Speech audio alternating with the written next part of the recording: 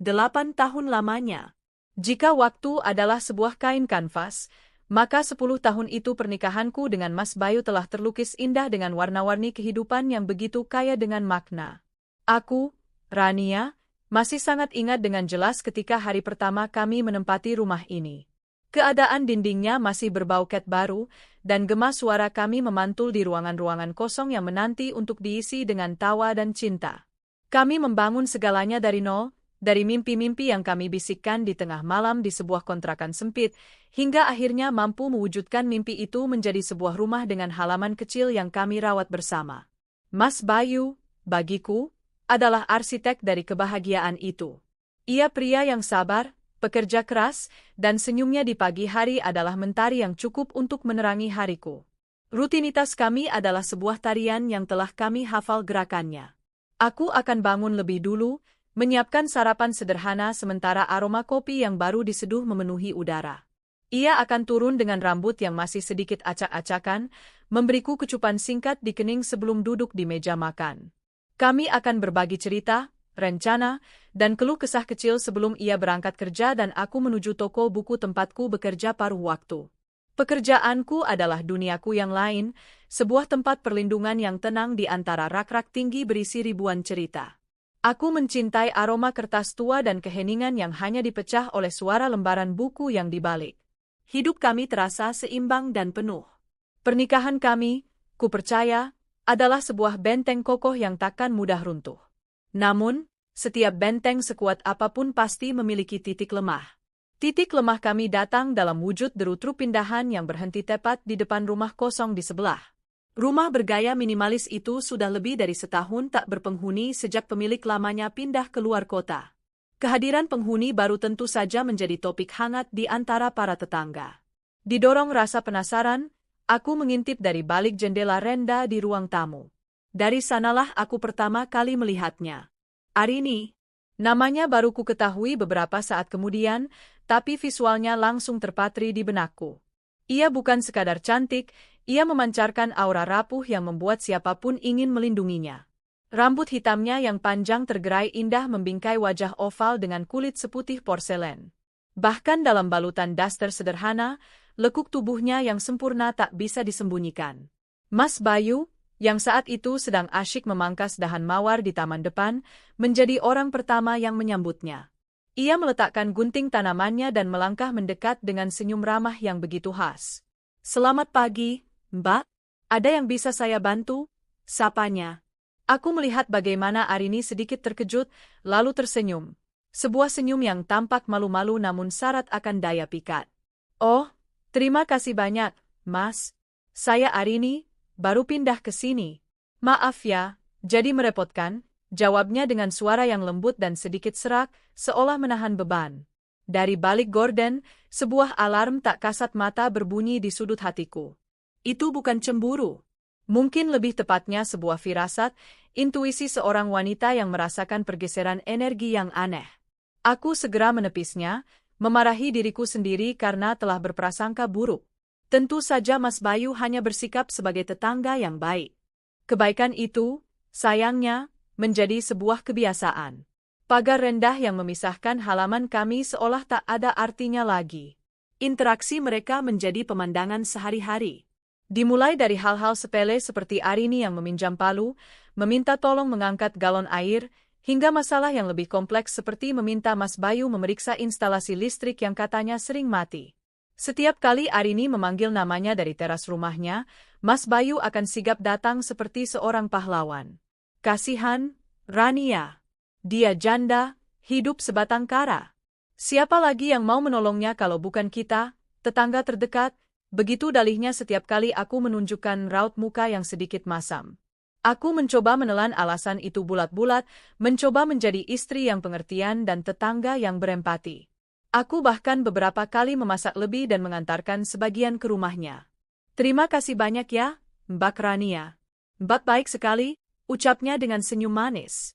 Tapi matanya, aku selalu menangkap kilat aneh di matanya, sebuah kilat kemenangan yang membuatku tidak nyaman.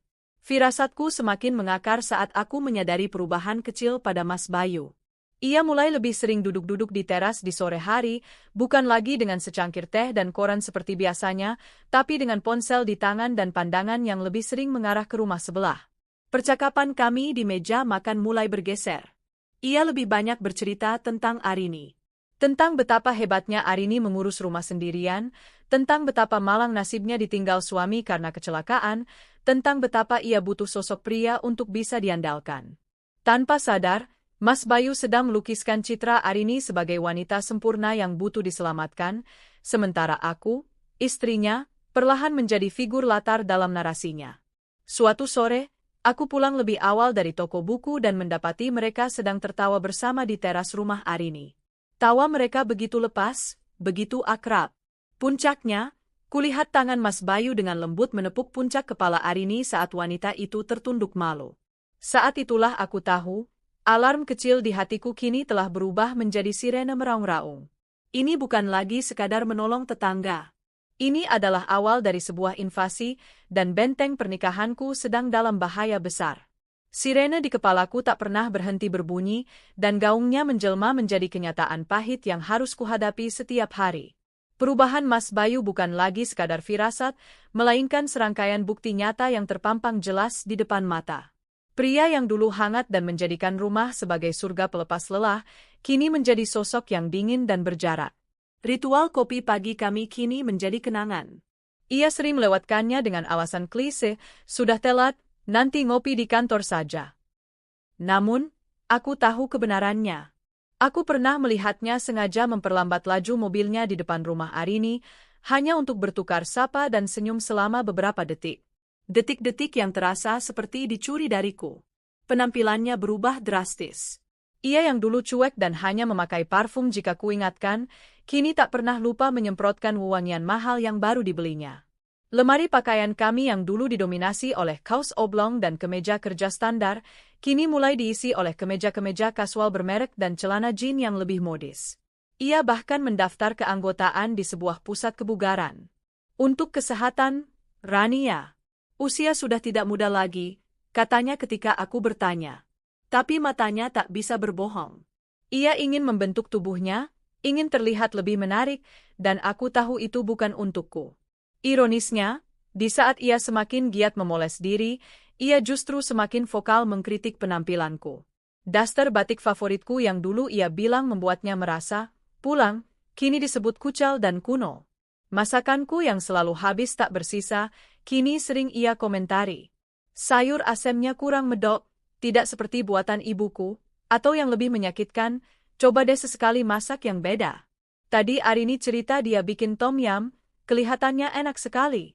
Dia pintar masak, ya. Setiap perbandingan itu terasa seperti sayatan pisau tumpul yang perlahan mengiris hatiku. Ponselnya telah menjadi perpanjangan tangannya, sekaligus benteng yang memisahkan kami. Dulu, benda itu sering tergeletak di meja, di sofa, bahkan di keranjang pakaian kotor. Aku bebas membukanya, bukan untuk memeriksa, tapi karena memang tak ada yang perlu disembunyikan. Kini, ponsel itu dijaga seperti harta karun paling berharga. Selalu dalam mode senyap, layar menghadap ke bawah, dan di bawah serta bahkan saat ke kamar mandi. Layarnya pun kini dilindungi oleh kata sandi yang tak pernah ia beritahukan padaku. Malam hari adalah waktu yang paling menyiksa. Dulu, kami akan berbaring berhadapan, berbagi cerita tentang hari yang telah kami lalui. Kini, yang kudapatkan hanyalah punggungnya yang dingin dan cahaya kebiruan dari layar ponsel yang dipandanginya dengan saksama. Aku sering melihatnya tersenyum kecil, bahkan terkekeh pelan saat mengetik. Senyum yang sudah sangat lama tidak ia berikan untukku. Rasa curiga dan cemburu menggerogotiku seperti kanker, membuat malam-malamku panjang dan tanpa tidur. Aku mencoba mencari pegangan dengan berbicara pada sahabatku, Dina, saat kami bertemu di sebuah kafe. Apa aku terlalu paranoid, Din? Apa aku hanya istri pencemburu yang tidak rasional? Tanyaku dengan suara bergetar, berusaha menahan air mata. Dina menggenggam tanganku erat. Rania, dengarkan aku. Intuisi seorang istri itu adalah anugerah sekaligus peringatan. Kamu tidak paranoid. Kamu melihat tanda-tandanya. Kamu harus waspada, tapi jangan gegabah. Coba ajak dia bicara baik-baik, nasihatnya. Dukungan Dina memberiku sedikit kekuatan, namun juga mengonfirmasi bahwa ketakutanku bukanlah isapan jempol belaka. Aku mencoba mengikuti saran Dina. Malam itu, aku mencoba membuka obrolan. Mas, akhir-akhir ini kamu kelihatannya sibuk sekali, ya, membantu Mbak Arini, ujarku dengan nada sehati-hati mungkin. Responnya di luar dugaanku. Ia langsung defensif. Kamu ini kenapa, sih? Mulai lagi, kan? Curiga terus? Aku ini cuma menolong orang. Apa salah? Kamu seharusnya senang suamimu punya jiwa sosial tinggi, bentaknya. Ia dengan lihai memutarbalikkan fakta, membuatku merasa bersalah dan menjadi pihak yang jahat karena telah mencurigai perbuatan mulianya. Itulah gaslighting, sebuah kekerasan psikologis yang perlahan meruntuhkan kewarasanku. Puncaknya terjadi pada malam ulang tahun pernikahan kami yang ke-10. Sebuah tanggal keramat yang seharusnya kami rayakan dengan sukacita. Aku telah menyiapkan segalanya. Aku memasak hidangan favoritnya, steak dengan saus jamur. Aku mendekorasi meja makan dengan lilin dan bunga. Aku bahkan mengenakan gaun yang ia belikan untukku beberapa tahun lalu. Aku menunggunya dengan hati berdebar, berharap malam ini bisa menjadi titik balik, sebuah kesempatan untuk merebut kembali hatinya. Tapi jam terus berdetak, dan ia tak kunjung pulang. Pukul 10 malam, ia hanya mengirim pesan singkat, "Maaf, sayang. Ada rapat mendadak di kantor. Kamu makan malam duluan saja, ya." Happy aneh. Hancur. Hanya itu yang kurasakan. Aku meniup lilin-lilin itu sendirian dalam gelap. Ia baru pulang lewat tengah malam, dengan aroma parfum yang berbeda dan raut wajah lelah namun bahagia yang jelas bukan karena rapat. Malam itu, saat ia tertidur pulas, sebuah notifikasi muncul di layarnya yang kebetulan tidak terkunci. Dari Arini tetangga. Dengan tangan gemetar dan jantung berdebar kencang, aku membukanya. "Makasih banyak ya, Mas, buat malam ini. Aku nggak pernah sebahagia ini seumur hidupku. Kado kalungnya juga aku suka banget. Cantik." Dunia serasa berhenti berputar. Jadi, rapat mendadak itu adalah perayaan bersama Arini. Kalung yang seharusnya menjadi simbol cintanya untukku di hari jadi kami, kini melingkar indah di leher wanita lain. Cinta yang dulu hangat kini bukan lagi membeku, tapi telah meledak, menghancurkan segalanya dan meninggalkan luka menganga yang teramat dalam. Aku tidak tidur barang sedetik pun malam itu.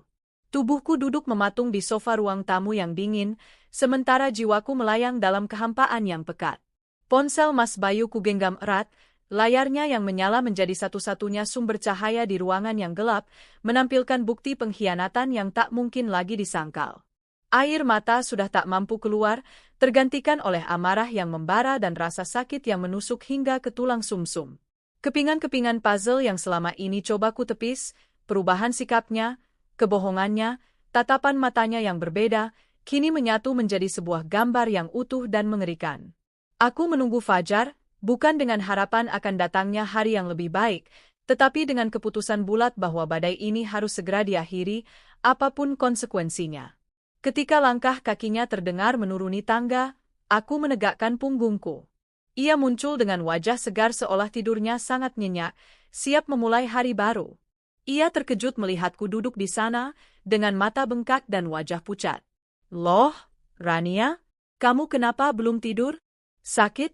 tanyanya, nada suaranya masih dilapisi kepedulian palsu yang kini terdengar memuakkan di telingaku. Aku tidak menjawab.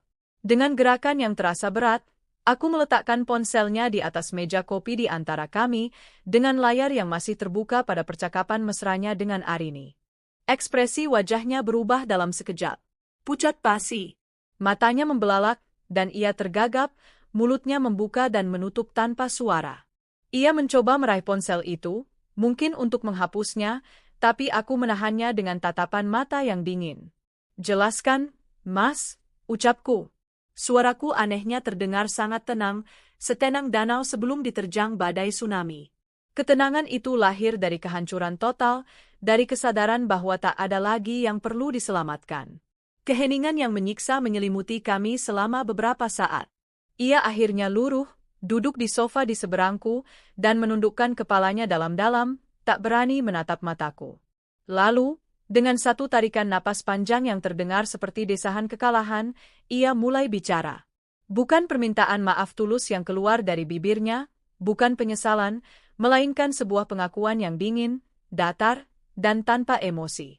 Maafkan aku, Rania. Aku sudah tidak bisa membohongi perasaanku sendiri lebih lama lagi. Aku mencintai Arini.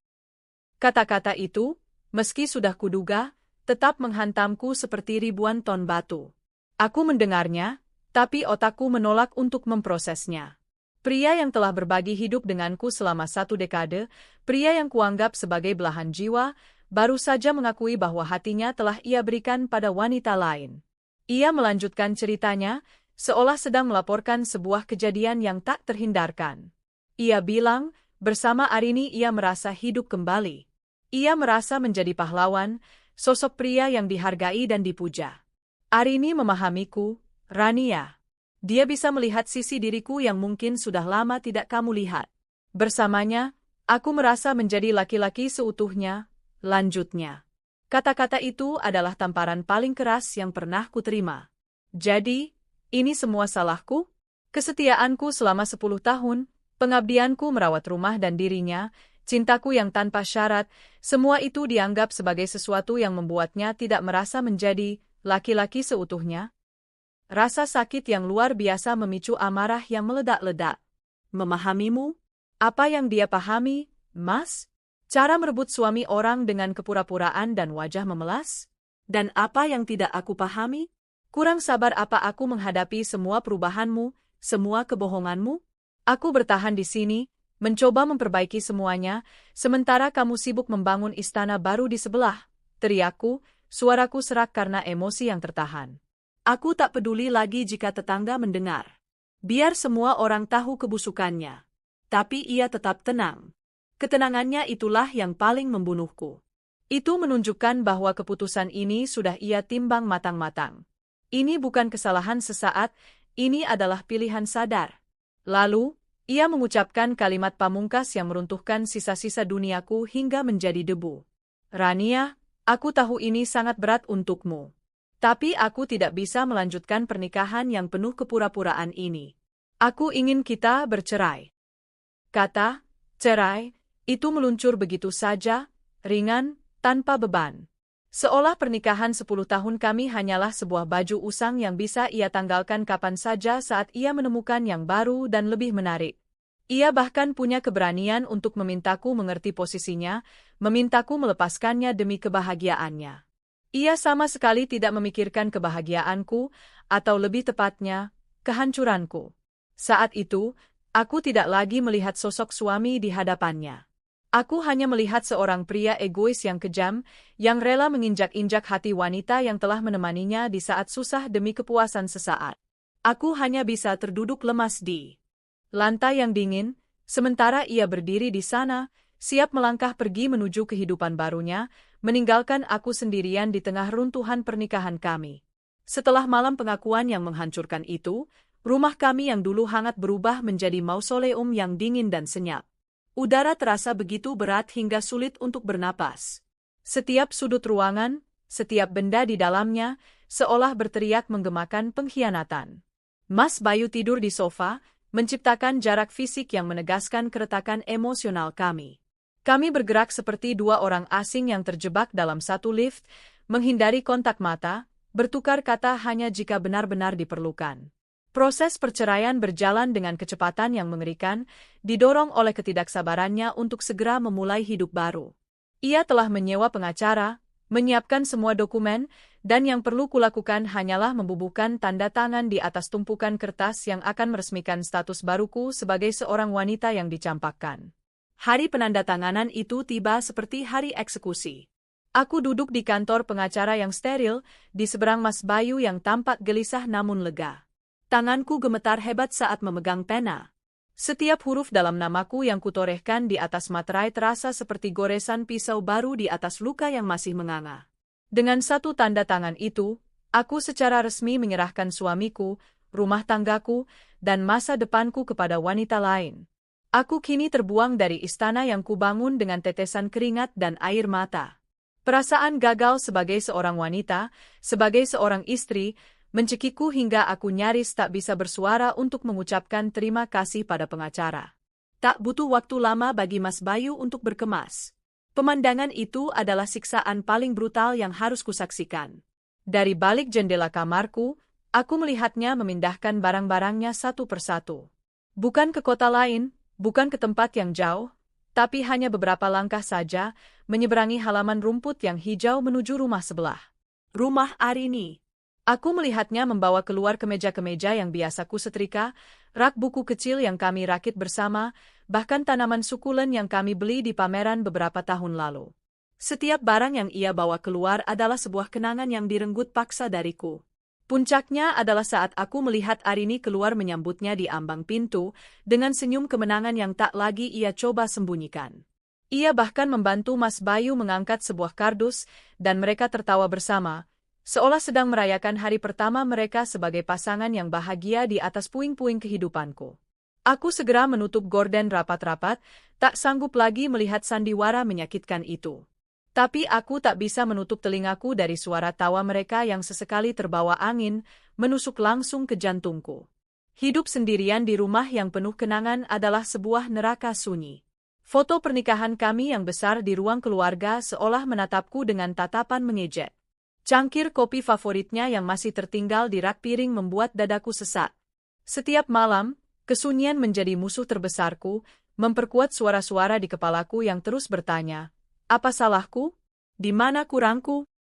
Aku sering terbangun di tengah malam, basah oleh keringat dingin, berharap semua ini hanya mimpi buruk, namun bantal kosong di sebelahku selalu menjadi penanda kenyataan yang kejam. Aku mulai mengisolasi diri. Telepon dari ibu dan sahabat-sahabatku tak pernah kuangkat. Aku malu. Aku merasa kotor, seperti barang rusak yang dibuang pemiliknya karena sudah ada pengganti yang lebih baru dan menarik. Siksaan terberat adalah kedekatan fisik mereka. Aku bisa mendengar deru mobil Mas Bayu saat ia pulang kerja dan parkir di garasi rumah Arini. Aku bisa mencium aroma barbeku saat mereka berpesta di halaman belakang pada akhir pekan bersama teman-teman baru mereka. Suatu malam, aku tak sengaja melihat siluet mereka berdua dari jendela kamar Arini yang lampunya menyala. Mereka berpelukan. Pemandangan itu membakar retinaku, menghantuiku dalam tidur dan jaga. Aku merasa mual dan tak bisa makan berhari-hari. Berat badanku turun drastis, tulang pipiku menonjol, dan lingkaran hitam di bawah mataku semakin pekat seperti memar. Aku adalah bayangan dari diriku yang dulu, sesosok hantu yang gentayangan di rumahnya sendiri.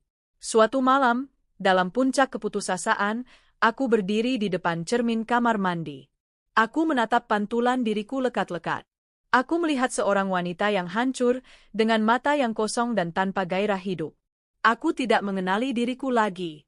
Saat itulah, di titik terendah dalam hidupku, sebuah percikan kecil muncul. Bukan percikan harapan, tapi percikan amarah pada diriku sendiri.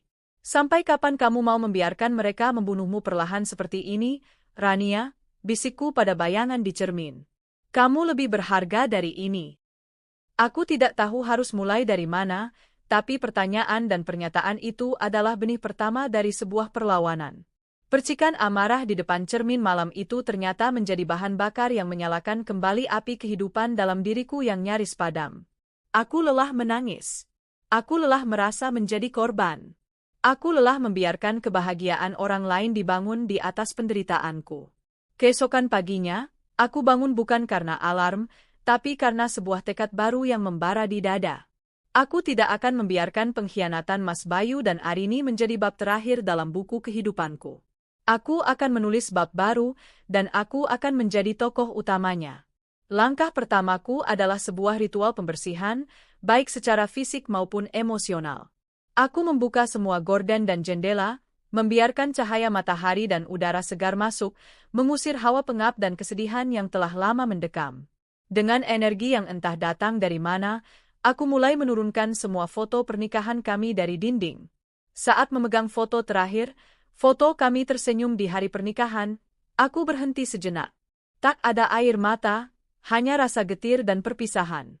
Selamat tinggal, Mas Bayu, bisikku, sebelum memasukkannya ke dalam sebuah kardus besar. Kardus itu kuisi dengan semua barang peninggalannya yang masih tersisa, cangkir kopinya, beberapa helai bajunya yang tertinggal, buku-buku lamanya. Aku menyeret kardus itu ke gudang, menguburnya di tumpukan barang-barang lama. Aku membersihkan setiap sudut rumah, menggeser letak perabotan, bahkan mengecat ulang dinding kamar tidurku dengan warna biru langit yang menenangkan. Ini bukan lagi rumah kami. Ini adalah istanaku. Proses itu menguras tenaga, tapi untuk pertama kalinya setelah berbulan-bulan, aku merasa memiliki kendali penuh atas hidup dan ruangku. Selanjutnya, aku memberanikan diri melakukan hal yang paling sulit, menghadapi dunia. Aku mengangkat telepon dari Dina, sahabatku. Kali ini, aku menceritakan semuanya dengan suara yang lebih tegar, tanpa isak tangis yang memilukan. Dina langsung datang, membawakanku sup ayam hangat buatan ibunya dan pelukan yang erat. Aku bangga sekali padamu, Ran. Kamu jauh lebih kuat dari yang kamu kira, katanya sambil menyeka air mata harunya. Kehadiran dan dukungannya menjadi penopang yang kokoh. Dialah yang meniupkan kembali api pada mimpiku yang terlupakan. Ingat tidak, masakanmu itu enak sekali. Semua teman kantor selalu memuji bekalmu. Dulu kamu sering bilang ingin punya usaha catering. Kenapa tidak dicoba sekarang? Jadikan dapurmu itu mesin uang, bukan hanya tempat melamun. Ide itu terasa menakutkan sekaligus menggairahkan. Memasak adalah satu-satunya hal yang masih memberiku kegembiraan. Dengan modal seadanya dari sisa tabungan dan bantuan Dina yang dengan antusias mendesain brosur sederhana dan mempromosikannya di akun media sosialnya, aku memulai usaha catering rumahan. Aku menamainya Dapur Rania. Awalnya terasa sangat berat. Pesanan pertama hanya datang dari Dina dan beberapa teman dekat. Ada kalanya aku merasa putus asa. Namun, aku mencurahkan seluruh energi dan fokusku pada setiap masakan yang kubuat. Aku memperlakukan setiap pesanan, sekecil apapun, sebagai sebuah karya seni.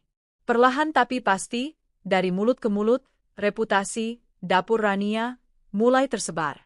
Pesanan untuk rapat kantor, arisan ibu-ibu kompleks, hingga pesta ulang tahun anak mulai berdatangan. Kesibukan menjadi terapi terbaikku. Aku tak punya waktu lagi untuk meratapi nasib atau mengintip kehidupan di rumah sebelah. Pagi buta aku sudah di pasar, memilih bahan-bahan segar. Siang hari kuhabiskan dengan bereksperimen dengan resep baru. Malam hari aku sibuk menyiapkan pesanan untuk keesokan harinya. Kelelahan fisik yang kurasakan terasa ribuan kali lebih baik daripada kelelahan batin karena terus-menerus disiksa kenangan. Melihat senyum puas dari para pelanggan memberikan kebahagiaan yang tulus dan murni, sebuah validasi bahwa aku mampu menciptakan sesuatu yang berharga dengan tanganku sendiri. Aku menemukan kembali diriku yang hilang di antara aroma bawang yang ditumis dan desis wajan panas. Suatu sore, saat aku hendak mengantarkan pesanan dalam jumlah besar menggunakan mobil bekas yang baru saja kubeli dengan uang hasil jeripayahku, aku berpapasan dengan Mas Bayu dan Arini di gerbang kompleks. Mereka sedang berjalan kaki, dan dari kejauhan pun aku bisa melihat ketegangan di antara mereka. Penampilan Arini tidak lagi secemerlang dulu, dan wajah Mas Bayu tampak lelah dan penuh beban. Mereka terlihat seperti sedang bertengkar hebat. Mereka tertegun melihatku, melihat mobilku, melihat diriku yang tampak berbeda, lebih sibuk, lebih berenergi, lebih hidup. Aku hanya tersenyum tipis dan mengangguk singkat, lalu melajukan mobilku. Tidak ada lagi rasa sakit, tidak ada dendam, yang ada hanyalah perasaan lega dan lepas. Kisah mereka bukan lagi urusanku. Kini, setahun telah berlalu. Dapur Rania sudah semakin besar. Aku menyewa sebuah ruko kecil dan memiliki 3 orang karyawan untuk membantuku. Aku telah menemukan kebahagiaan dan harga diriku kembali, bukan dari validasi seorang pria, tapi dari kemandirian dan kekuatan yang kutemukan dalam diriku sendiri. Luka pengkhianatan itu mungkin akan selalu ada, menjadi sebuah bekas luka yang mengingatkanku akan masa lalu yang kelam. Tapi luka itu tidak lagi terasa sakit saat disentuh. Ia telah menjadi bagian dari diriku, bagian yang membuatku lebih kuat. Aku, Rania, telah bangkit dari puing-puing, membangun istanaku sendiri yang jauh lebih megah, di atas fondasi kekuatan, martabat, dan kedamaian hati. Aku siap menyambut masa depan sebagai seorang wanita utuh yang menemukan dan menciptakan cahayanya sendiri.